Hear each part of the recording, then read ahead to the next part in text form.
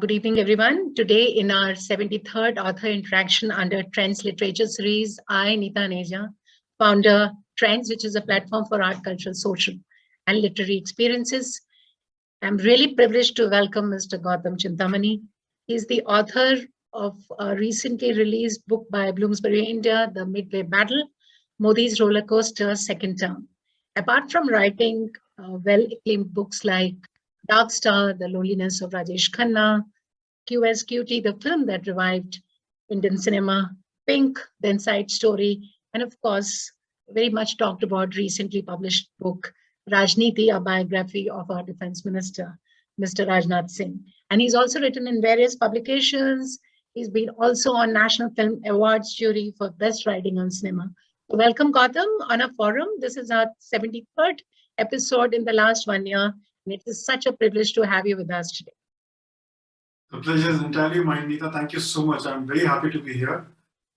Thank you, Gautam. And I must remind everyone to please subscribe to the YouTube channel Trends Events, and that's where you will find all the recordings of our live sessions with all these awesome authors. And you can also put your questions in the chat box. We'll try to take as many as possible. Gautam, to begin with, the Vice President of India, Mr. Naidu, he launched your book and did mention that writing contemporary history is never an easy task, and I totally agree with him. Your book mentions the current political scenario and marks the second tenure of our respected Prime Minister, Mr. Narendra Modi. And it's been done, I must tell everyone, with a lot of painstaking research and detailing that you would find as soon as you read the book. Definitely a very, very timely book. So Gautam, what are the challenges that you faced in writing this book? And I'm sure it must have been plenty after all you're writing about a topic so close to our hearts. Neeta, one of the big issues when you're writing contemporary history is that a lot of things are changing as you're writing.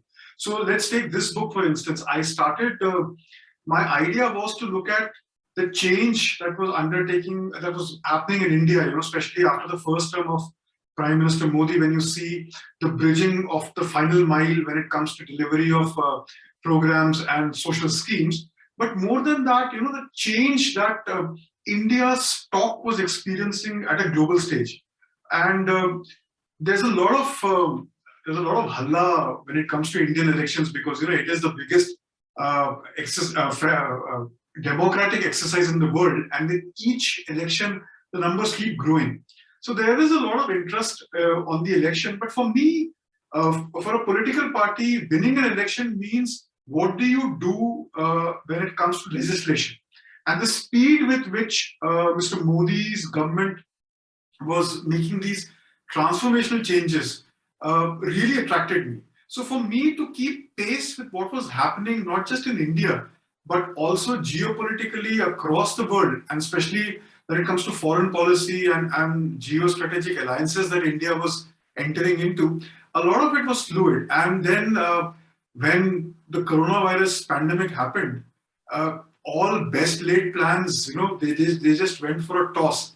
And at that time, I also realized that the kind of work which was happening in India, when you look at the world's second most populated country, when you look at the density of population that we have, the way the crisis was handled was very commendable.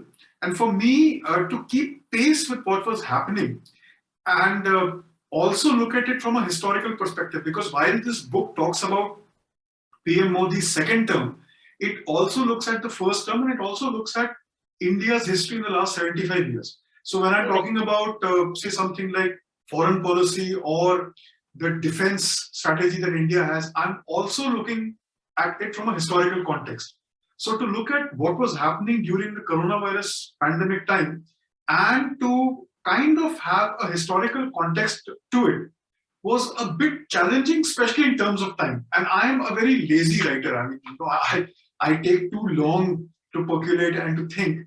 But when you're trying to keep pace with somebody like Mr. Narendra Modi, then you really have to be on your toes.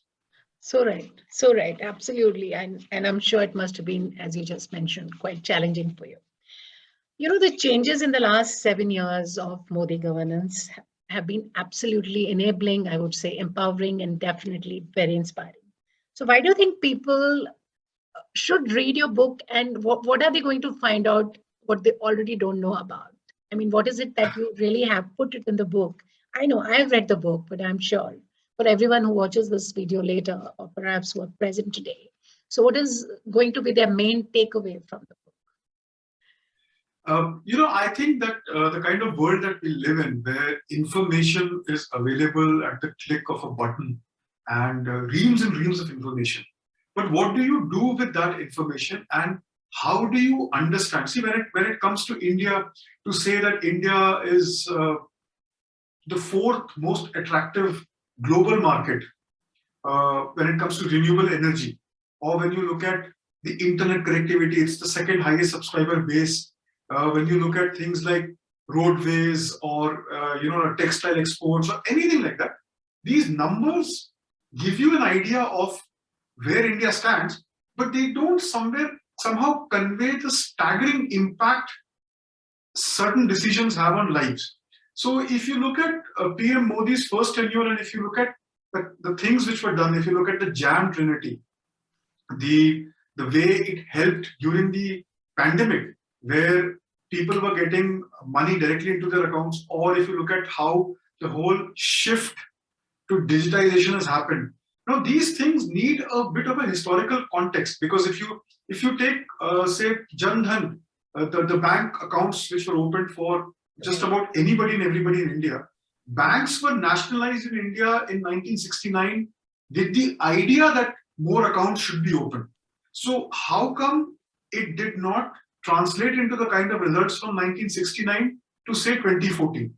So this is something which the book tries to put into perspective, and especially for younger readers, because we constitute almost 1/7 of humanity, and a significant portion of our populace is under the age of 25. So many of them have not even seen what the 1991 reforms were like, or what was world before that. And then if you go back, many of them don't even have an idea about what the emergency entailed, or what was happening in the mid 1960s, where the economy was going through a very bad phase. So from 47 till 2021 coronavirus pandemic time, I have tried to cover significant topics when it comes to us Indians. So be it the entire debate about the Citizen Amendment Act, I go back to the Constituent Assembly debates to give an idea of how this had been in the making for a very long time. So in a nutshell, if I were to pitch my book like an elevator pitch, I would say that it would give you a context of how India's journey has been a work in continuum, but the thrust which we are now witnessing has only happened in the last few years, and there are numbers to substantiate that. And there is a significant movement and a shift from India's socialistic pattern of society. In 1954, the Parliament of India had put it on record that India is going to follow a socialistic pattern. Now, the pitfalls of that were something which we had to see in the last decade of the previous century, before the reforms happened, 1991. Now we are moving towards a more entrepreneurial, more capitalist, more free market kind of a setup. So all these things are words until you see the impact they've had on life. So in my book, I try to cover this 75-year journey of India from most of these topics which are being discussed and debated right now. So very right. In fact, as I mentioned in the beginning, it's quite a detailed book and research book. But coming back, I mean, when we are talking about your book, we also talk about 2019, the sweeping victory that Mr. Modi had. So what are you going to attribute that to? I know you've done significant research, and there are a lot of people who talk about perhaps Balakot strike. They talk about amalgamation of maybe various schemes, the social schemes being responsible for 2019 sweeping strike. But you've written a 300-page, book on Mr. Modi and his. So what are you? I mean, I'm sure you're the best person to talk about it. So what do you think was responsible for such a sweeping victory, Mr. Modi? And I'm so sure I'll give you an example. Yes. Yeah, so Neeta, I'll give you an example which I also cite in the book.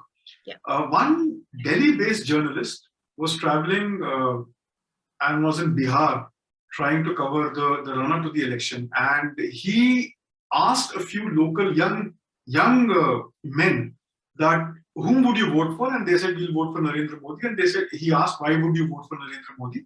So they answered that the image of India has improved at a global stage thanks to Mr. Modi.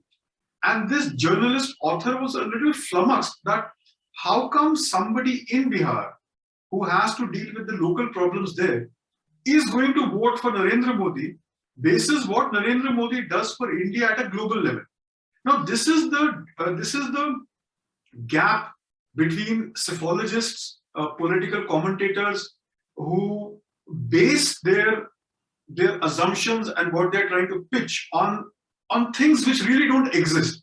I remember that in the run-up to the 2019 elections, there was a television news debate. My wife at that time used to be a spokesperson for BJP, so she was on that debate. And they were debating how Mayawati is going to be a very big factor in the 2019 elections.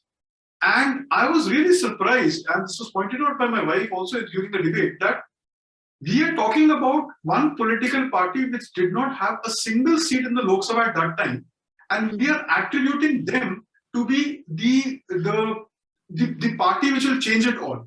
So for me, I don't think, and I don't subscribe to this view that the Balakot airstrikes can single-handedly change the electorate's mind. It can have a big impact, but then the decision for Balakot's preemptive strikes is not unique to Mr. Modi in that aspect, because there had been surgical strikes in the first term before Balakot also. And I remember talking to a very famous journalist. He was traveling during the last state assembly elections in Uttar Pradesh, and he was of the opinion, this was before demonetization, he was of the opinion that the state would vote en masse for Mr. Modi's BJP basis the surgical strikes.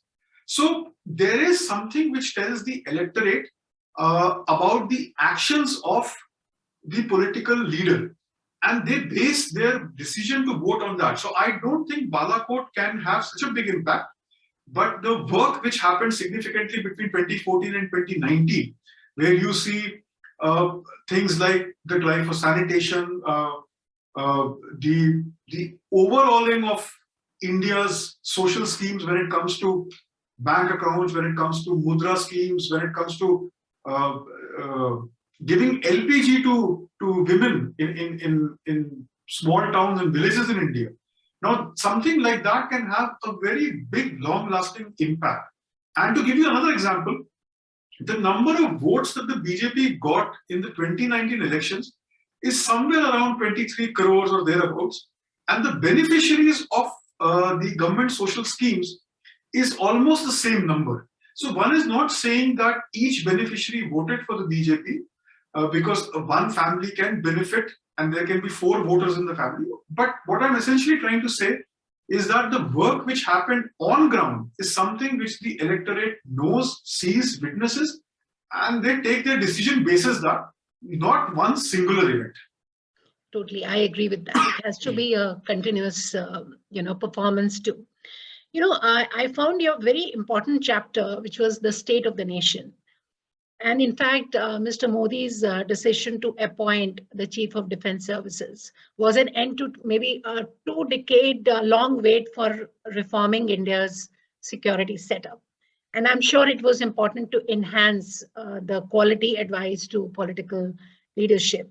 And so how far do you think this very important step of appointing the CDS, the post-CDS, in Mr. Modi's second term is going to be important, and how is it going to really affect our future security setup, which definitely is a very, very important point of concern for all of us. So one thing is as clear as the day, that there is a threat to India from 2 neighbors which have been hostile in the past, China and Pakistan. ISI's inroads into meddling and trying to disrupt the peace of India is well documented. The CCP's imperialistic attitude when it comes to projects like the Belt and Road Initiative or the Digital Silk Road that they had, where they wanted to dominate the internet when it came to perception building about China, and the inroads that CCP-backed organizations and agencies have made into colleges in Australia, the United States, and UK, it is very well documented. Now, to believe that the war or the threat does not lie the way it used to be is completely wrong. We are not going to have cross-border wars like we used to have in the past. The new war is going to be fought on different battlegrounds. And the late General Rawat was somebody who was very well aware of the importance of the new age battle. Even as the Chief of Army Staff, General Rawat, and this I document in my book also, yes, initiated far-reaching reforms within the army. Yeah. Be it changing the way things were approached, changing the mindset of the forces of the troops.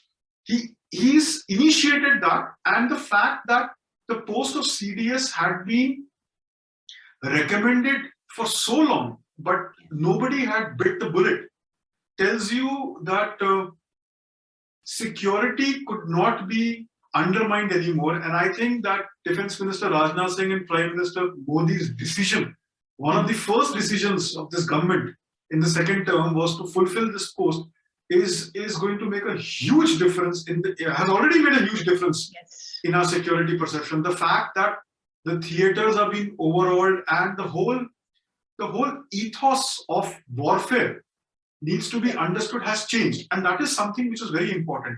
If you look at there had been a newspaper report in the early 1990s, which I also mentioned in my book, that an investigative journalist found out and put on record that ISI boasted in the early 1990s that in almost every Indian city and town, they had operatives who could start anything that they asked for. And this is the 90s we're talking about, and you have seen that up until the first decade of this century, terror attacks, bomb blasts were a very common phenomenon. So, in order to understand that the new warfare is going to be fought on different levels, is something which the CDS, General Rawat, was very well aware of. And I think that has really made a huge difference. This post has been in the making since the independence of India. absolutely. Even after the Chinese war, I believe that Lord Mountbatten, in one of the books I was reading, had mentioned that that post needs to be made because that is going to be a very key factor when it comes to security of this nation. And I think that change, which was initiated in the second term, is a very significant change. And I think that that change had been in the making for a very long time. So right, and I'm sure this particular step was definitely a feather, as you mentioned in your book, in Mr. Modi's cap. Definitely a transformational event. You know, you brought a very well-researched and nuanced understanding to Modi's second term in your book, as it really sheds light on the socio-political issues facing India.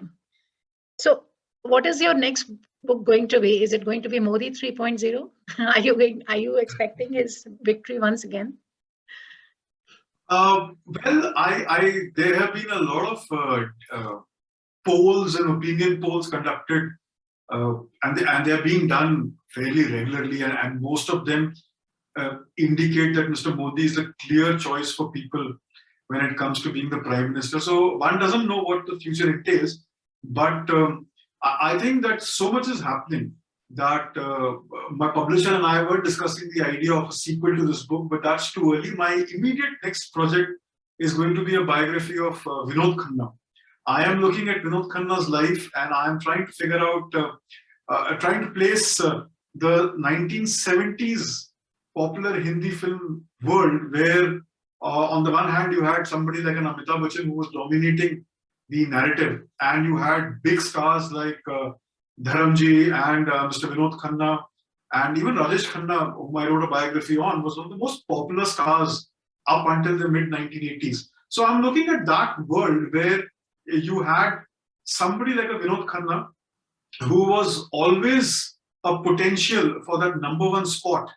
And but how at that point he decides to answer to the inner calling that he had, and he gives up everything and makes a comeback. So I'm looking at Vinod Khanna's life and times, and I'm trying to see uh, the role that he played in our conscious collectiveness. So my next book is a biography of Vinod Khanna, which should be out next year sometime. Okay. And you've been really writing on two really diverse genres, I must say, from two books on politics, then Rajesh Khanna, other books, and you're so prominent in the world cinema as well. So how do you manage that? I mean, how do you manage this jump from, politics to cinema, back to politics? I'm sure more books Neeta, on politics are coming.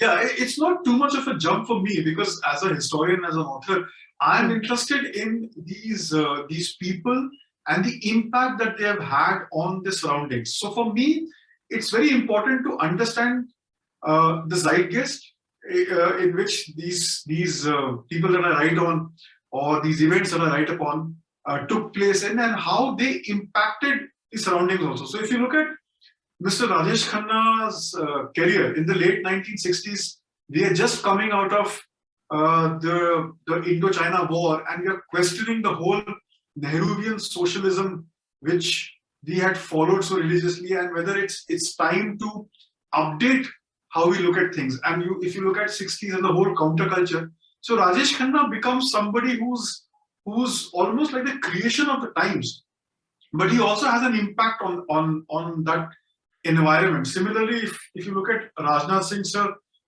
he's had a very long public life. He's been at very important milestones in India's history. So if you look at emergency, he was in prison for almost the entire period of emergency, and the revival of Uttar Pradesh politics. And then if you see, he was the party president in 2009, where BJP lost the elections, and then fate brings him back to become the party president in 2013, where he pitches Mr. Modi's name as the PM candidate. So for me, I don't look at genre per se, but I also look at the characters or the situation that I'm writing about, and the impact that they've had on the environment. So for me, it's not too much of a jump when it comes to films or politics, like they say, because for me, both are events or spaces where you really have to connect with the people. And interestingly enough, the actor that I wrote on, Mr. Rajesh Khanna, had a fairly interesting political career, and Mr. Vinod Khanna had a very long political life. He was also the Minister of External Affairs, the Minister of State. So for me, it's almost like wo ek ghar mein do kamre hain. So sometimes I'm here and sometimes I'm there. No, fantastic. You've picked up really very fascinating characters and very fascinating reads you've given to the world of writing. Congratulations for that. I move on to my interactive round. I have Major Neha. I'll come back to my questions, time permitting, once again. But Major Neha would like to ask you a question. Please switch on your video. Neha.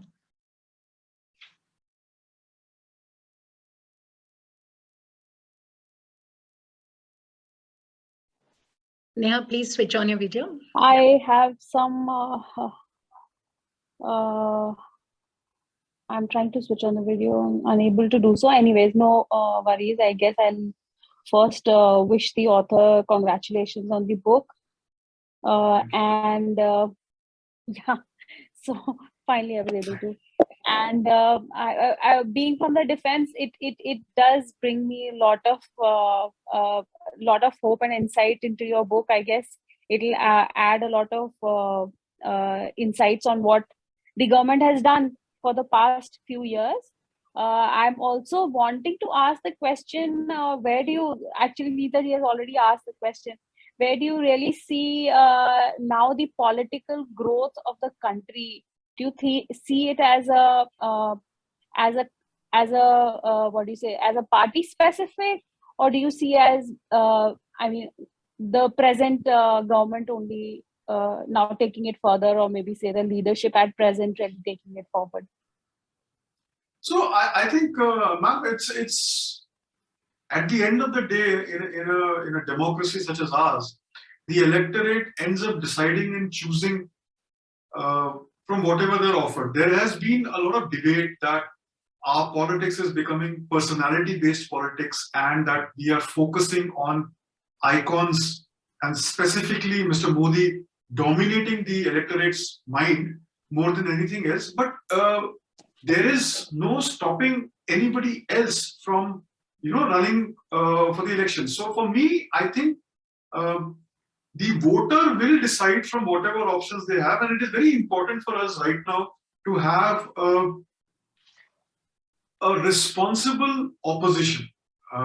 There is every need and right in a democratic setup to question the government, and not every action of the government is completely right or completely wrong, but that is something which there is no stopping. So for me, I don't see any big change like that when it comes to Indian polity, because it is a very flexible, it is a very living idea when it comes to democracy in India. So जो options होंगे, जो options आगे आएंगे, उसी में से electorate decide करेगी, and the electorate is very powerful when it comes to making the decisions. Right. Thank you, Mr. Gautam. You call it the Midway Battle, so I was really curious about the battle is foregoing, ongoing, will it move forward? So that's how I came to the question on that. So I why think do you, battles... can I ask one more question? Why do you call it the Midway Battle if the battle is, say, ongoing or so not? This title was suggested by my father-in-law. I am an army kid. My wife is an army kid.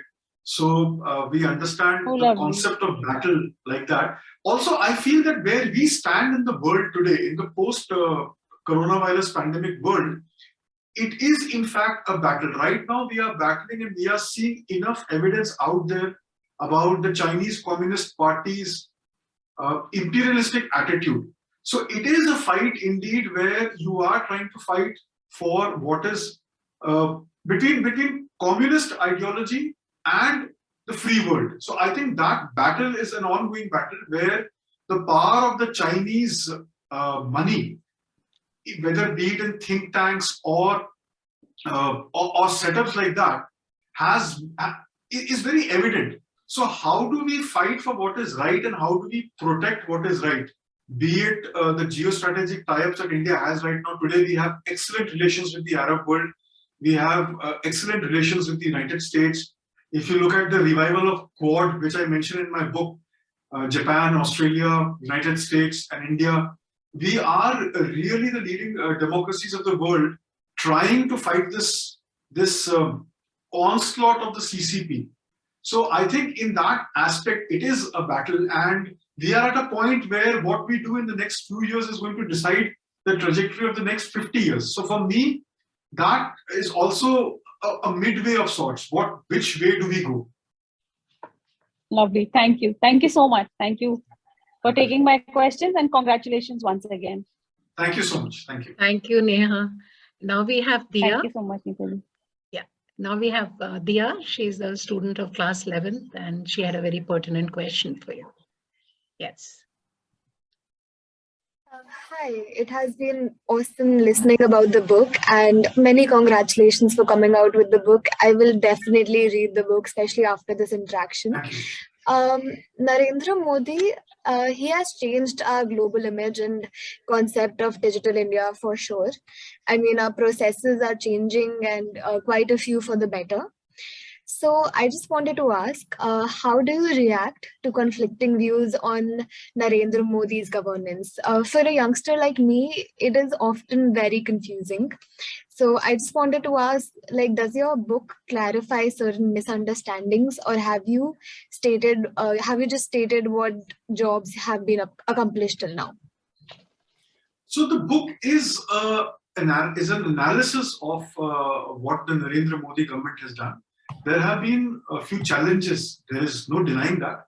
I question those challenges also, and I also look at a holistic picture. So I think, Diya, your question is very important because right now, most of us are consuming popular opinion which is being projected on television And at the end of the day, a news agency, a television channel is a business. And for a business, they need to sell something in order to get the eyeballs or the clicks or what have you.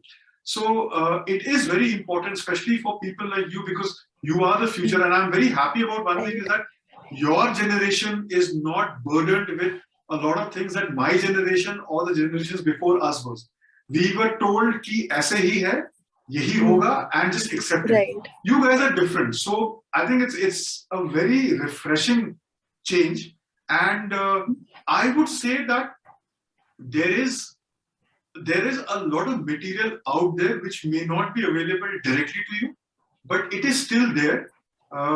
Certain vested media interests or think tanks or whatever you may want to say have their own interest in pitching an idea.